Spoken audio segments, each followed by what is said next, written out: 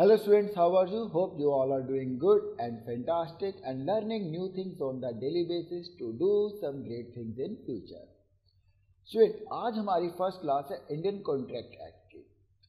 इससे पहले आप लोग पढ़ चुके हैं भैया लॉ को स्टडी कैसे किया जाए, how to score 100% marks in the law. उसमें आपने पढ़ा था भैया इंडियन बियर एक्ट होता क्या है, लॉ क्या होता है, लॉ को पढ़ना क्यों जरूरी होता है, लॉ बनता किस वजह से है एंड लॉ को बनाते कैसे है, ये सब आप लोगों ने फर्स्ट सेशन के अंदर देख लिया था। और आज की क्लास के अंदर हम लोग स्टार्ट कर रहे हैं इंडियन कॉन्ट्रैक्ट एक्ट।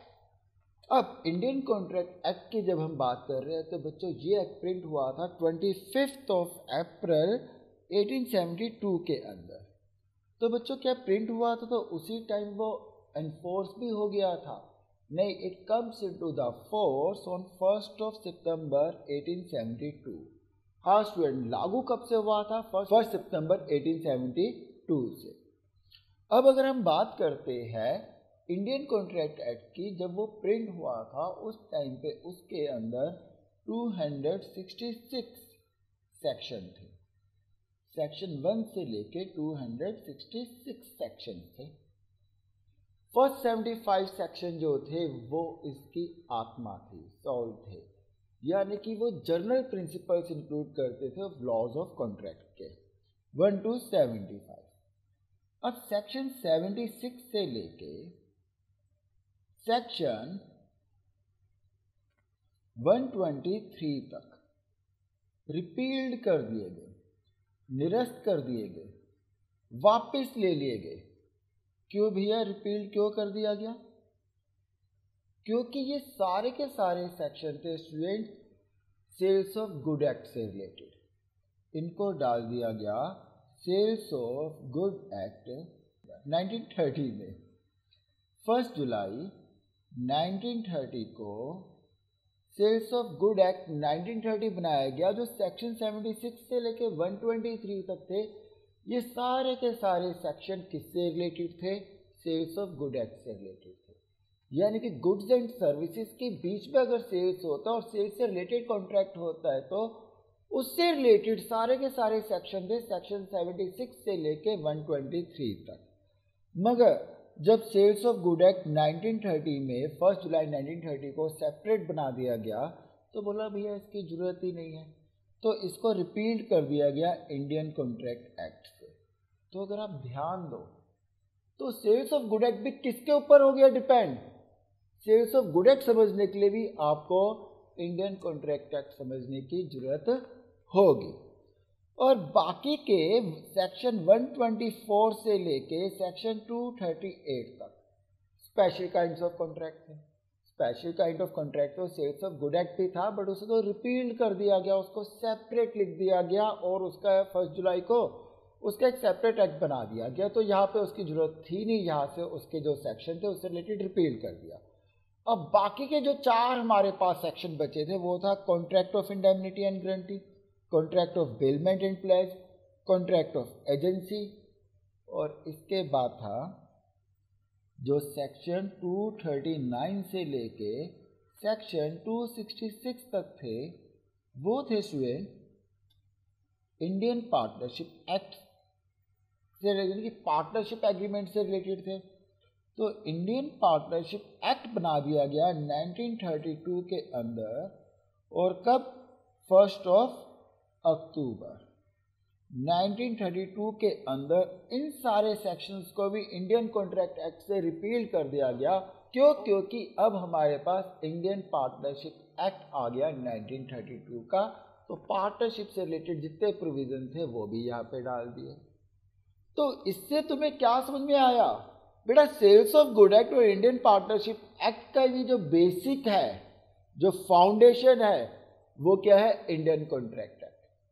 तो अगर आपको सेल्स ऑफ गुड एक्ट और इंडियन पार्टनरशिप एक्ट समझना है तब भी तुम्हें बहुत अच्छे तरीके से इंडियन कॉन्ट्रैक्ट एक्ट आना चाहिए।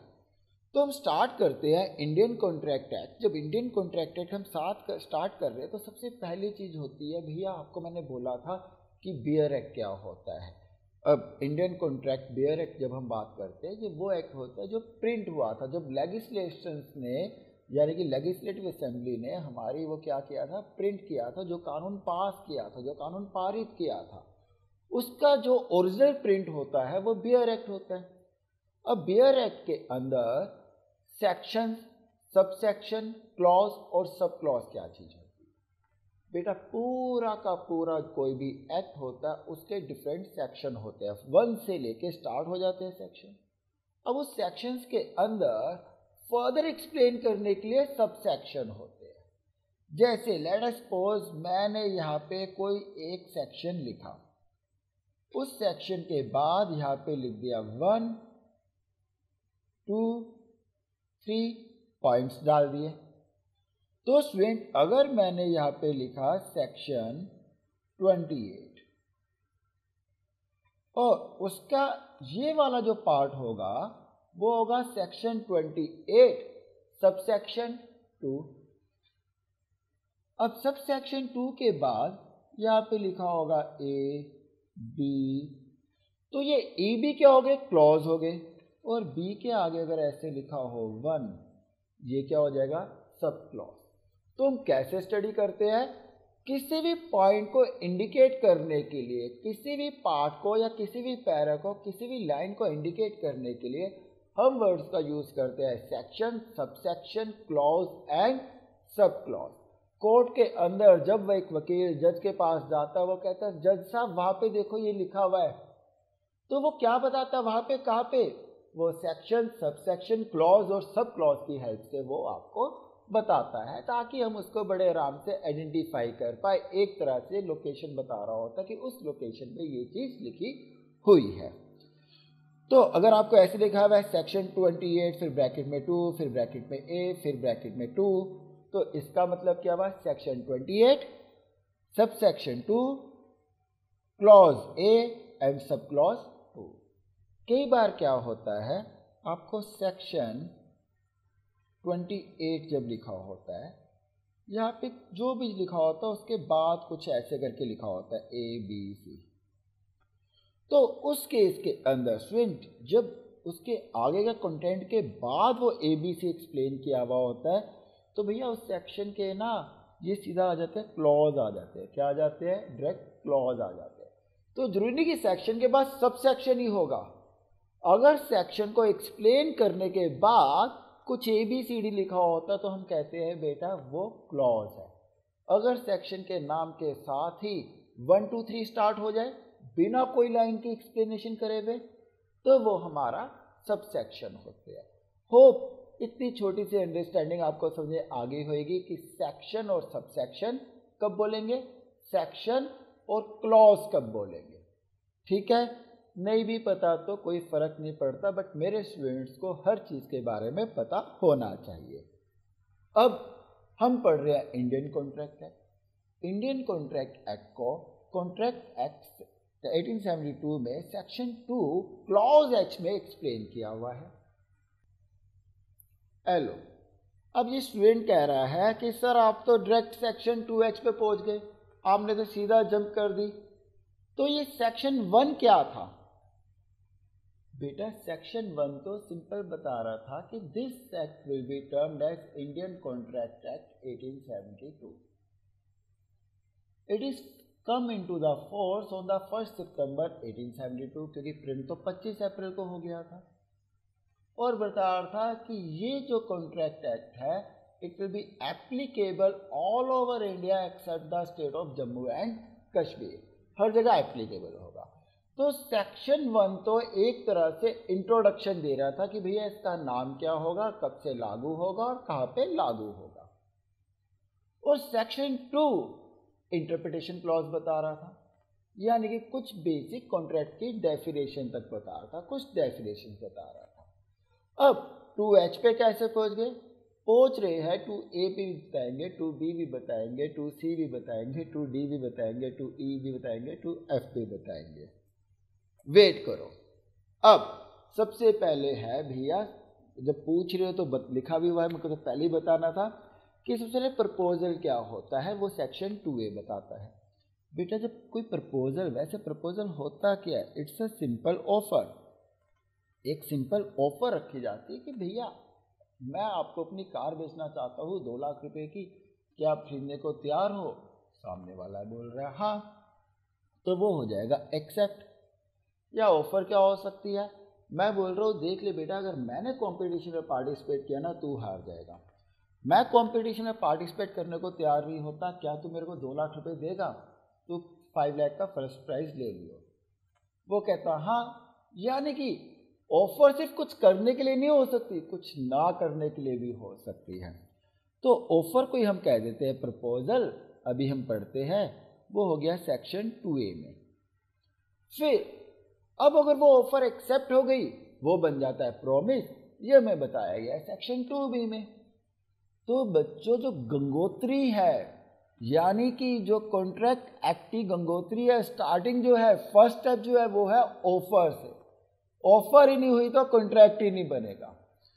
और ऑफर के बाद अगर एक्सेप्ट हो गया तो वो बन गया आपका प्रॉमिस। और एवरी सेट ऑफ प्रॉमिस, अगर उसके बदले कुछ मिल रहा है तो वो क्या बन जाएगा स्टूडेंट?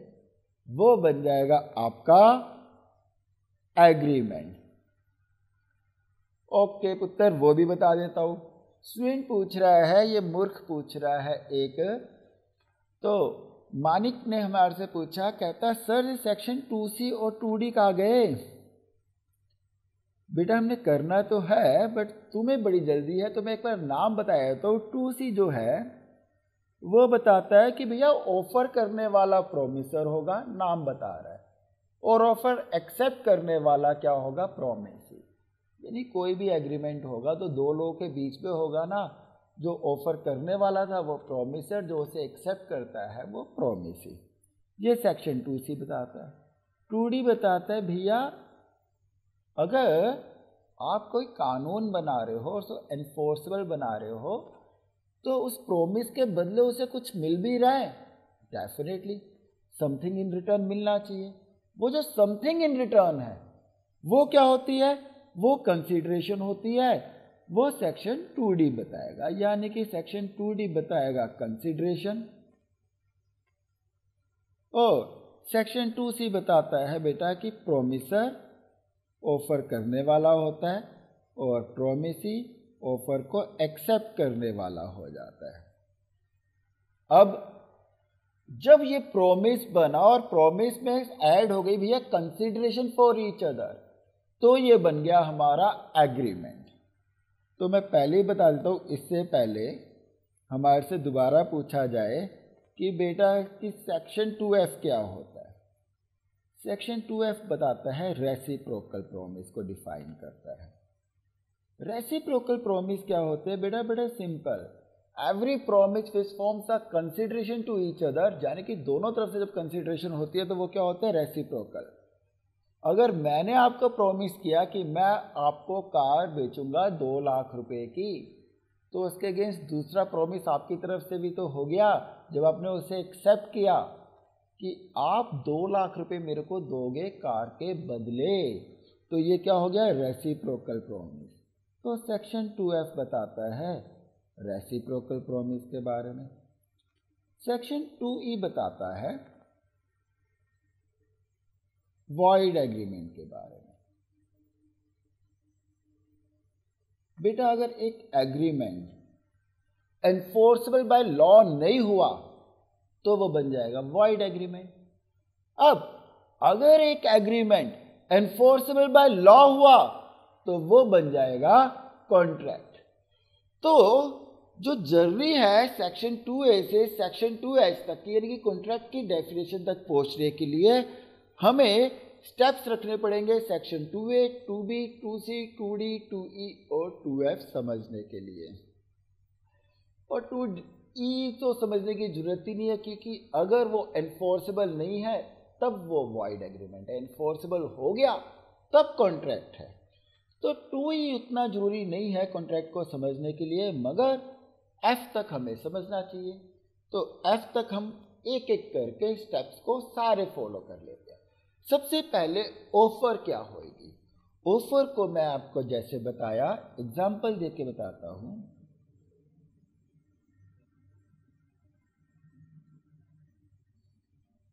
अगर मैंने एक कार बेचने के लिए ऑफर रखता हूँ वैदेही के पास, मैं बोलता हूँ वैदेही बेटा, I am ready to sell this car to you for ₹2 lakh, मैं 2 लाख रुपए की ये कार आपको बेचने को तैयार हूँ, आर यू रेडी। तो ये क्या होगी, ऑफर। ऑफर क्या होगी, टू डू समथिंग। मैंने अपनी विलिंगनेस बताई है, मैंने अपनी विलिंगनेस सिग्निफाई की है कि I am willing to sell my car for ₹2 lakh to you, whether you are ready to sell it और not, or whether you are ready to buy it और नॉट। तो ये तो क्या हो गई, ऑफर टू डू।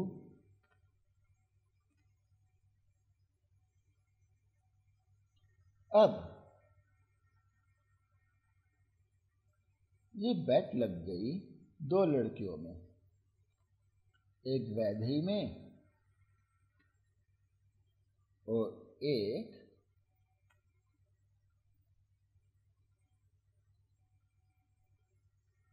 इशिता में। बेट क्या लग गई बच्चों, बेट लग गई कि वैदेही फर्स्ट रैंक लेके आएगी मेरे टेस्ट के अंदर।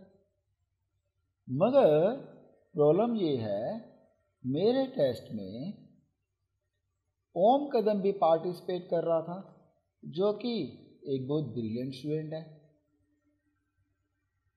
अब वैदेही को डर है कि अगर ओम ने पार्टिसिपेट किया टेस्ट में तो शायद वो फर्स्ट नहीं आ पाएगी। ऐसे में वैदेही ओम को बोलती है, ओम अगर तू टेस्ट में पार्टिसिपेट नहीं करेगा तो आई एम रेडी टू पे यू ₹1000, मैं 1000 रुपये तेरे को देने को तैयार हूं। ये भी एक ऑफर हो गई, मगर ऑफर क्या हो गई, to not to do something. तो ये दोनों ही ऑफर के एग्जाम्पल हो गए।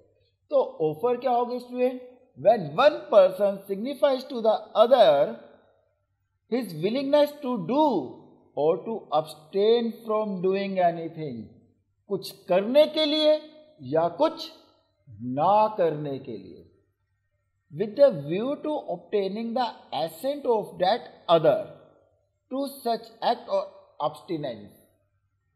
सामने वाले को बोल के, भैया कि तू रेडी है इसके लिए, मैं अपनी कार बेचने को तैयार हूं, तू 2 लाख रुपए की, whether you are ready to buy it और नॉट, या अगर तू टेस्ट में पार्टिसिपेट नहीं करेगा तो मैं तुझे 1000 रुपये देने को तैयार हूँ, आर यू रेडी और नॉट। सामने वाले की मर्जी जानना चाहते हैं हम लोग, तो हम कहेंगे कि ये बन गया प्रपोजल। सो प्रपोजल की डेफिनेशन क्या हुई student, when one person signifies to other his willingness to do or to abstain from doing anything with the view to obtaining the assent. Assent क्या हो गया, एसेंट का मतलब हो गया मर्जी, सामने वाले की मर्जी जानने के लिए, उसकी यस सुनने के लिए। बेसिकली ऑफर तो सामने वाला यही सोच के दे देना, सामने वाला एक्सेप्ट करेगा। With the view to obtaining the assent of that other to such act or abstinence he said to make a proposal. उसे हम क्या बोलेंगे, प्रपोजल। प्रपोजल या ऑफर भी कह देते हैं बच्चों। अब ये ऑफर कर दी बच्चों, जैसे ही ऑफर को सामने वाला व्यक्ति एक्सेप्ट करेगा,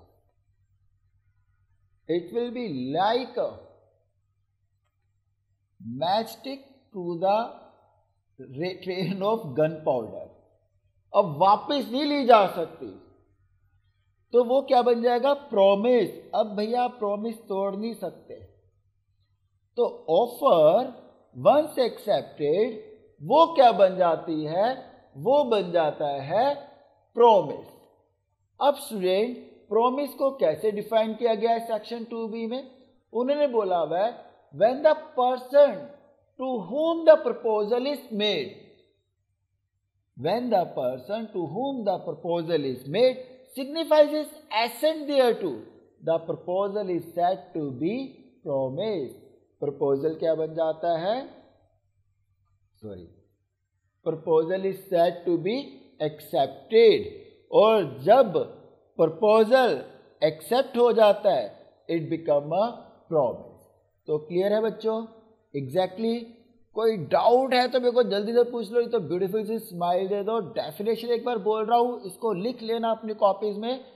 When the person to whom the proposal is made signifies his assent thereto, the proposal is said to be accepted. A proposal when accepted become a promise. तो क्या हुई डेफिनेशन? 3 हिस्सों में डिवाइड करना है। लर्न करने के लिए तरीके होते हैं, तो 3 पार्ट्स में डिवाइड कर रहा है। When the person to whom the proposal is made signifies his assent thereto, यानी कि अपनी मर्जी, अपनी यस बोल देता है। The proposal is said to be accepted. A proposal when accepted becomes a promise. वो क्या बन जाता है? प्रॉमिस। सेक्शन 2C क्या बताता है बच्चों? सेक्शन 2C बताता है कि the person who makes the proposal, जिसने ऑफर रखी उसे हम कहते हैं प्रोमिसर, और जिससे वो एक्सेप्ट करी वो क्या हो जाता है? प्रोमिसी। प्रोमिसर और प्रोमिसी को डिफाइन किया गया है सेक्शन 2C के अंदर। The person making the proposal is called promisor and the student, the person accepting the proposal is called the promisee. So I hope this one is clear to you. दोबारा एक बार जल्दी से बता दो, section 2A किस चीज का है? ऑफर का, यानी कि प्रपोजल का। सेक्शन 2B क्या बताता है? प्रॉमिस को। ये बताता है ऑफर करने वाला ऑफरर है और ऑफर एक्सेप्ट करने वाला ऑफरी है, यानी कि प्रोमिसर को हम ऑफरर भी कह सकते हैं और प्रोमिसी को हम लोग ऑफरी भी कह सकते हैं। सो give me your beautiful smile. अगर सारा क्लियर हो चुका है तो जल्दी से हम आगे बढ़े। Fast fast fast. Very good, got all the smiles from Maharashtra, Bengal, Uttar Pradesh, Orissa. Very good. ये पंजाब वालों को क्या हुआ है? गुड। सो होप हर एक को आपको क्लियर हो चुका है। अगर डाउट हुआ तो तुम्हें अपने अटेम्प्ट की कसम है मेरे से पूछ लेना, मगर चांस कमी है जब हम पूछ लेंगे तो तुम्हें डाउट होने का। अब आ जाता भैया consideration. Consideration is very important point. सुन लेना, मानिक पहले क्वेश्चन ना पूछना, पहले पूरा होने देना, उसके बाद अगर डाउट बचा तो हम आपका वो भी सॉल्व कर देंगे। कंसीडरेशन आप समझना, कंसीडरेशन होता है समथिंग इन रिटर्न। कुछ रिटर्न में तो मिलना चाहिए, कुछ भी जो रिटर्न में मिलना चाहिए किसकी मर्जी से मिलना चाहिए? प्रोमिसर की मर्जी से मिलना चाहिए। सो तो प्रोमिसर जो प्रॉमिस कर रहा है उसकी मर्जी से जो समथिंग इन रिटर्न मिलता है वो होता है कंसीडरेशन। यानी कि प्रोमिसर की मर्जी से अगर प्रोमिसी कुछ देने को तैयार होता है या दे चुका होता है या दे रहा होता है तो वो क्या बन जाता है? कंसीडरेशन, वो समथिंग इन रिटर्न। बच्चों इधर आपको समझना होगा, डेफिनेशन बताऊंगा मैं आपको। डेफिनेशन बताने से पहले आपको समझना होगा कि जो कंसीडरेशन है वो जरूरी नहीं कि प्रेजेंट हो, वो पास्ट की भी हो सकती है, प्रेजेंट भी हो सकती है और फ्यूचर भी हो सकती है। तीनों एग्जाम्पल दे के बताता हूं। पहले पास्ट का।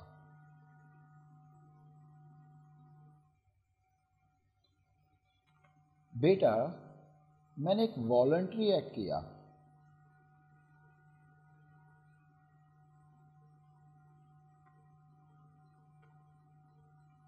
ये वॉलंटरी एक्ट किया जो ये अभिराज था, अभिराज का नेफ्यू,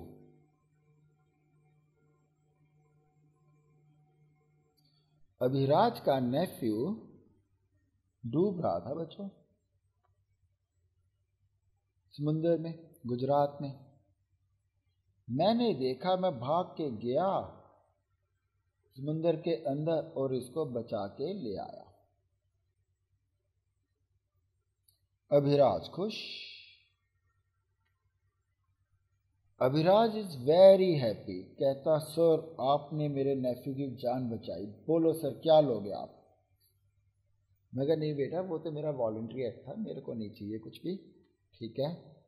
कहता नहीं सर आपने जान बचाई है, आई प्रॉमिस टू पे यू ₹1,00,000।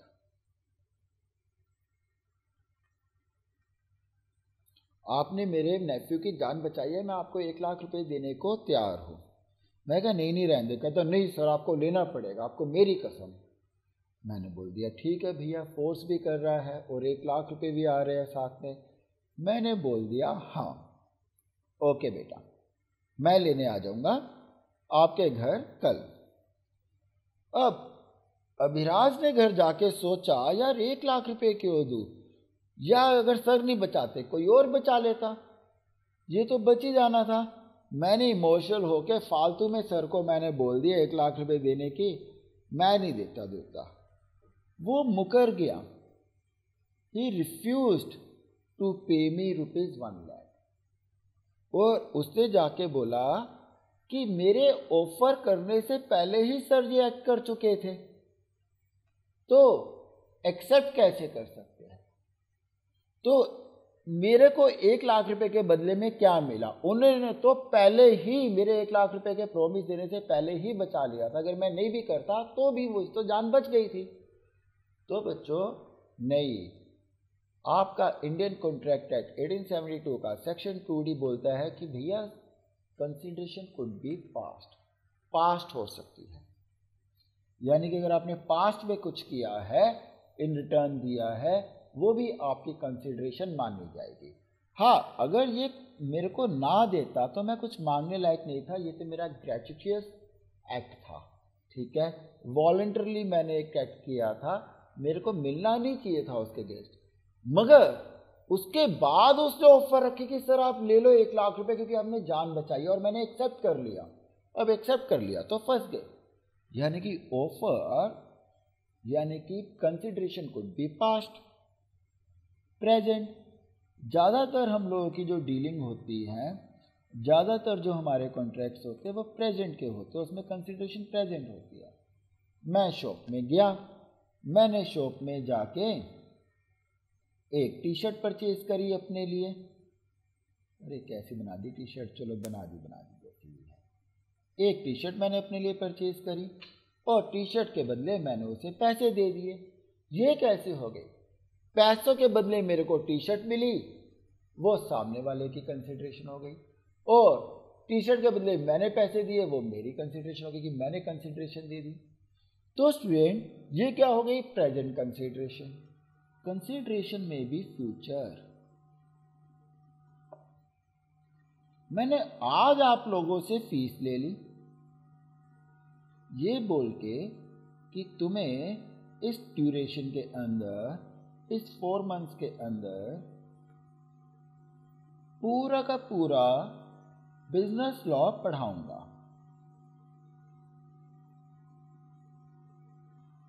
तो मैं जो कंसिडरेशन दे रहा हूं अगेंस्ट फीस, वो क्या हो गई, फ्यूचर कंसिडरेशन। फ्यूचर में दूंगा, अभी नहीं दे रहा। कैसे दे रहा हूं, फ्यूचर में।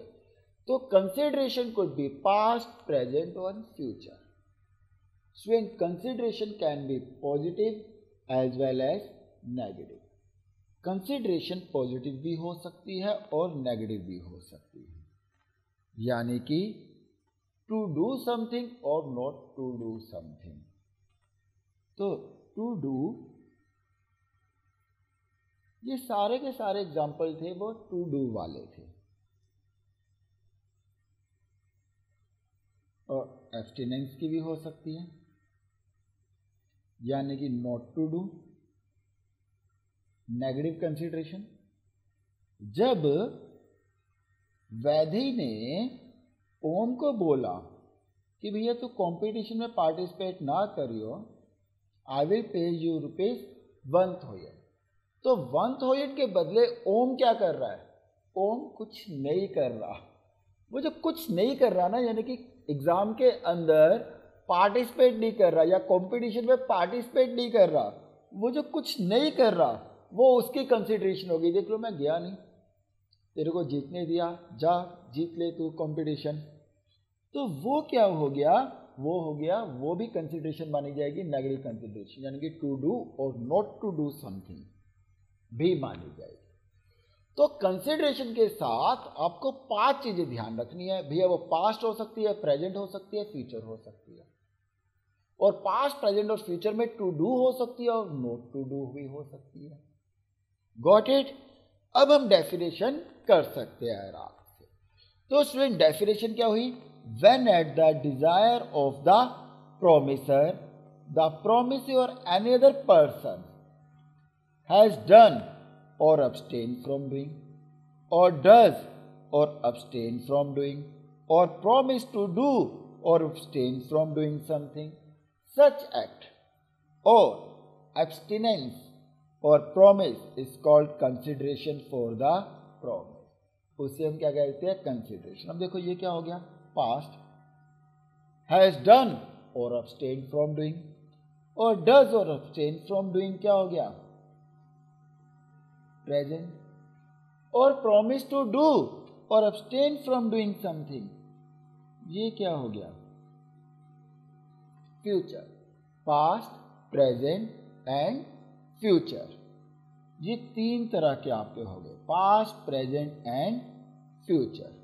सच एक्ट और एब्सटिनेंस और promise is called consideration for the promise. तो प्रॉमिस किसकी मर्जी से होना चाहिए? प्रोमिसर की मर्जी से होना चाहिए। ठीक है, कि प्रोमिसर की मर्जी का होना चाहिए। और कौन करेगा? भैया प्रॉमिस ही देगा कंसिडरेशन। किसके बदले देगा? भैया वो जो उसने बोला था ना, एक्ट टू डू और अब्सटिनेंस टू डू, जो प्रोमिसर प्रॉमिस कर रहा था कि मैं काम करूंगा या ये काम नहीं करूंगा, उसके बदले। Got it? Sure. So offer जब रखी जाती है, उसे एक्सेप्ट किया जाता है, तो ऑफर करने वाला होता है प्रोमिसर और ऑफर एक्सेप्ट करने वाला होता है प्रोमिसी। अब प्रोमिसर की मर्जी से प्रोमिसी जो अमाउंट पे करने को तैयार होता है, अमाउंट या समथिंग इन रिटर्न पे करने को तैयार होता है, वो क्या होता है? वो हो जाती है consideration. Give me your beautiful smile if you don't have any doubt. If you do have any doubt you should have asked me. I am giving you only 10 second. Fast. Oh God, lord of the smiles, मैं नाम सबके नहीं पढ़ पा रहा। Okay okay, बड़ी speed से जा रहे हैं, बड़ी स्पीड से जा रहे हैं। ठीक है ठीक है ठीक है, okay. I got lot of the answers, lot of the things. Very good. ये पंजाब वाले स्लो हैं। Good, fantastic. So hope this one is clear to you and come on the next point. अब भैया हम लोगों ने क्या कर लिया था? सेक्शन 2A पढ़ लिया, 2B पढ़ लिया, 2C पढ़ लिया, 2D पढ़ लिया। 2A क्या था? 2A भैया ऑफर थी। 2B क्या था? ऑफर जब एक्सेप्ट हो गई तो वो प्रॉमिस बन गया। 2C क्या था? प्रोमिसर, प्रॉमिस करने वाला, और प्रॉमिस एक्सेप्ट, सॉरी, ऑफर करने वाला प्रोमिसर यानी कि ऑफरर, और एक्सेप्ट करने वाला प्रोमिसी। 2D क्या था? भैया समथिंग इन रिटर्न, प्रॉमिस के रिटर्न में जो मिल रहा है वो क्या हो गया? कंसिडरेशन हो गई। अब स्टूडेंट, एवरी प्रॉमिस और every set of promise which forms a consideration to each other, उसे हम कह देते हैं एग्रीमेंट, जो बताता है सेक्शन 2E को। एवरी प्रॉमिस, अरे अरे अरे, एवरी प्रॉमिस और every set of promise forming consideration for each other, वो क्या हो जाता है? वो हमारा बन जाता है student agreement. It become an agreement. अब एग्रीमेंट की डेफिनेशन को समझने के लिए ना थोड़ा सा हम इसको एनालाइज करते हैं। हमने बोला every promise or set of promise forming consideration for each other. इसमें ध्यान रखना बेटा, there must be the 2 person, कम से कम 2 लोग होने चाहिए। ठीक है, एक एग्रीमेंट बनाने के लिए। हुआ क्या था? एक गुजरात में केस हुआ था। गुजरात में एक टैक्स अथॉरिटी ने बोला, कहता कि भैया आपकी फर्म ना डिसॉल्व हो रही है। एक कोई XYZ था, उनकी फर्म थी। कहता फर्म ना आपकी डिसॉल्व हो रही है, और आपकी जब फर्म डिसॉल्व हुई तो आप लोगों ने डिसाइड किया पार्टनर्स ने कि तुम असेट्स टेक ओवर कर रहे हो। कहते तुम लोगों ने डिसाइड किया है कि तुम फर्म के असेट्स टेक ओवर कर रहे हो, तो मैं इसे सेल्स मानूंगा, आप इस पे टैक्स पे करो, सेल टैक्स पे करो। भैया कहते ये कोर्ट में चले गए, कहते जी फर्म कोई सेपरेट लीगल एंटिटी तो है नहीं, फर्म भी खुद और हम भी खुद। फर्म हम सबको कॉन्स्टिट्यूट करके, यानी कि हम सब पार्टनर्स को मिला के ही तो फर्म बोलते हैं। सो फर्म से हम अगर असेट्स डिसोल्यूशन में ले रहे हैं तो उसको सेल्स कैसे मान सकते हैं? हम खुद को खुद ही बायर और खुद ही सेलर कैसे हो सकते हैं? कोर्ट ने बोला हाँ भाई बिल्कुल सही कह रहे हो, ये खुद ही बायर और खुद ही सेलर थोड़ा हो सकते हैं। किसी भी एग्रीमेंट के लिए, किसी भी प्रॉमिस के लिए एक प्रॉमिसर होना चाहिए, दूसरा प्रॉमिस ही होना चाहिए। तो उन्होंने बोला कि हाँ ये गलत बोल रहे हैं, तो ये नहीं मानी जा सकती सेल्स, इसको सेल्स माने नहीं जा सकता। भैया एक बायर होना चाहिए, एक सेलर होना चाहिए, एक प्रॉमिसर होना चाहिए, एक प्रॉमिसी होना चाहिए। कहते हैं यहाँ पे तो प्रॉमिसर प्रॉमिसी है ही नहीं, तो it cannot be considered as a sales और आप इस पर सेल टैक्स कलेक्ट नहीं कर सकते। तो बच्चों सेल्स भी तो हमने बताया था किसका पार्ट है। जब आप सेल्स ऑफ गुड एक्ट पढ़ोगे उसमें लिखा होगा कि सारे के सारे इंडियन कॉन्ट्रैक्ट एक्ट के प्रोविज़न इसमें भी लागू करते हैं, अगर कोई separate provision sales of good act में नहीं लिखा हुआ तो उसके बारे में। तो स्टूडेंट इसमें क्या हुआ, यानी कि कम से कम दो लोग होने चाहिए, एक प्रोमिसर और दूसरा प्रोमिसी।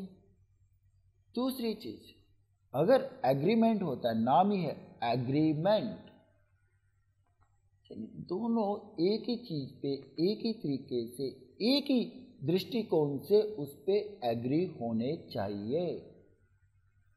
अगर दोनों, लेट अस सपोज मैंने बोला कि भैया मैं अपनी कार बेचने को तैयार हूं, मेरे पास दो कारें हैं, एक ये कार है, एक ए कार है, एक बी कार है। मैंने बोला जाके, मैंने योगिंदर को बोला, मैं कहा योगिंदर मैं ना अपनी कार बेचने को तैयार हूं, क्या तुम 2 लाख रुपए की खरीदोगे? योगिंदर ने सोचा मैं ए कार की बात कर रहा हूं, मैं कर रहा था बी कार की बात, तो दोनों सेम कार के बारे में बात नहीं कर रहे ना, तो बेटा ये एग्रीमेंट नहीं बन सकता चाहिए। There must be consensus ad idem. Consensus ad idem का मतलब क्या हुआ, both the parties to an agreement must agree about the subject matter of the agreement in the same sense and at the same time. यानी कि agreement कब होगा, agreement दो लोगों के बीच पे होगा और दो लोग एक ही बात पे एक ही तरीके से एक ही दृष्टिकोण से सहमत होंगे, तब वो आपका जाके एग्रीमेंट बनेगा।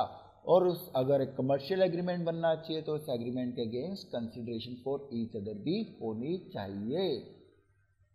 आएंगे हम लोग कमर्शियल एग्रीमेंट पे भी, जब essential elements of the contract act पढ़ेंगे तो हम पढ़ेंगे भैया डोमेस्टिक एग्रीमेंट भी हो सकते हैं, सोशल एग्रीमेंट भी हो सकते हैं और कमर्शियल एग्रीमेंट भी हो सकते हैं। तो एनफोर्सेबल बाय लॉ जो होते हैं स्टूडेंट, वो सिर्फ और सिर्फ कमर्शियल एग्रीमेंट ही हो पाते हैं। क्यों?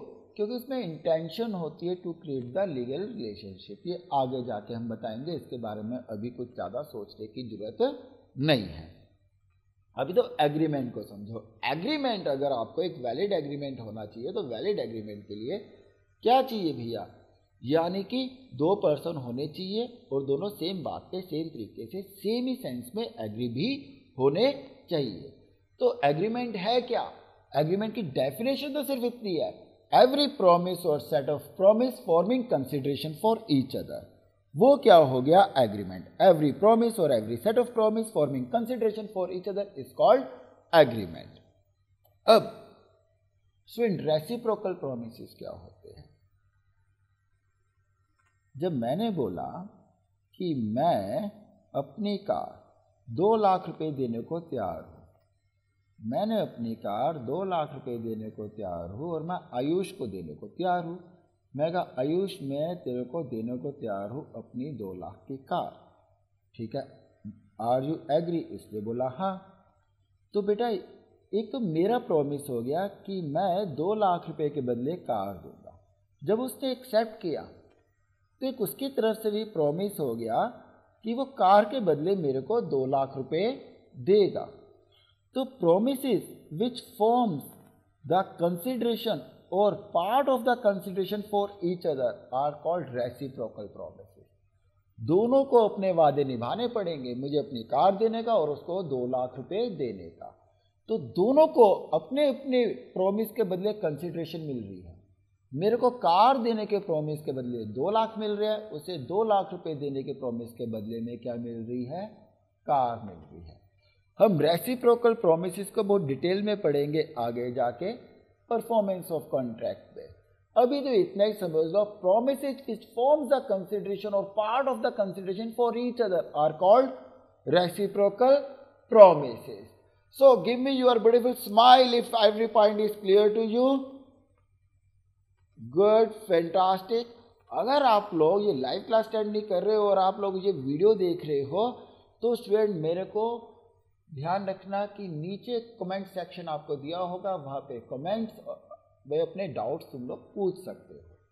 ठीक है, ऐसा भी हो सकता है भैया लाइव क्लास के अंदर बच्चे कम होते हैं, अब वीडियोस देखने वाले बच्चे ज़्यादा होते हैं, तो तुम लोगों के पास वो डाउट आ गया हो जो इन नलायकों को नहीं आ रहा।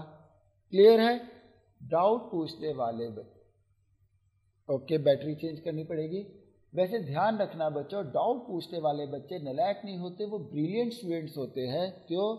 क्योंकि डाउट उन्हीं का होता है जिनका ध्यान होता है, जो उस टॉपिक के बारे में सोच रहे होते हैं। So every doubt is a good doubt अगर वो सोल्व हो जाए, और आपका हर डाउट मैं यहाँ पे सोल्व करूँगा। ओके, लेट मी चेक, सही है, ठीक है। नाउ तो स्टूडेंट आपको पता चल गया रेसिप्रोकल प्रॉमिस जो सेक्शन 2F बता रहा है। बगैर स्टूडेंट्स F के बाद H से पहले तो G भी आएगा। G क्या बताता है? सेक्शन 2G बताता है वॉइड एग्रीमेंट। वॉइड एग्रीमेंट क्या होता है स्टूडेंट? कोई भी एग्रीमेंट अगर वो एनफोर्सेबल बाय लॉ ना हो तो उसे वॉइड एग्रीमेंट कहते हैं। यानी कि an agreement not enforceable by law, भैया कानून उसको जबरदस्ती लागू नहीं करवा सकता। उस कानून यानी कि उस एग्रीमेंट को अगर आपने पूरा नहीं किया तो there is no consequences. Example दे देता हूँ, मैंने अपनी वाइफ को बोला कि भैया कि मैं ना तेरे को डायमंड नेकलेस ला के दूंगा, तो लीगली उसकी कोई कॉन्सिक्वेंसेस नहीं होगी। हाँ, वैसे बड़ी सारी कॉन्सिक्वेंसेस होने वाली है, ठीक है, उन कॉन्सिक्वेंसेस की बात नहीं कर रहा, मगर लीगली कोई कॉन्सिक्वेंसेस नहीं होएगी। कानून मेरे को उसकी सजा नहीं देगा या कानून उसको पारित नहीं करवा सकता मेरे को बोल के।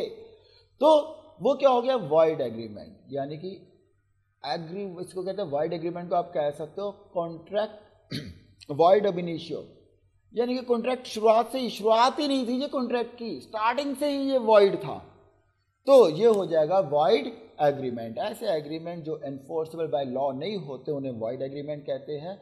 इनको वॉइड अब इनिशियो कॉन्ट्रैक्ट भी कह देते हैं, जो कि मेरे को ठीक टर्म नहीं लगती, तो कॉन्ट्रैक्ट बनता ही नहीं। क्यों?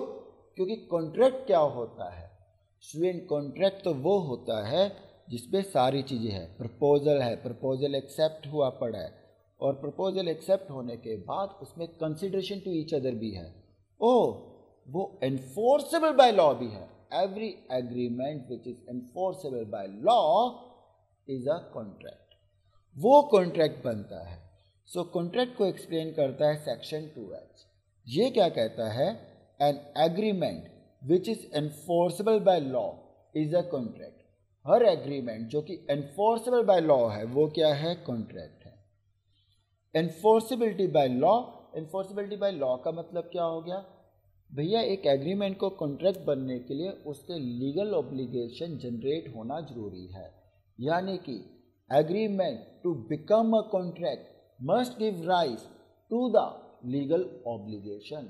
अगर वो लीगल ऑब्लिगेशन क्रिएट नहीं कर रहा तो वो कॉन्ट्रैक्ट बनेगा ही नहीं। अगर आप इसको ध्यान से देखो, an agreement enforceable by law is a contract, तो स्टूडेंट इसका मतलब क्या हो रहा है? Agreement enforceable by law is a contract, यानी कि every contract is a agreement.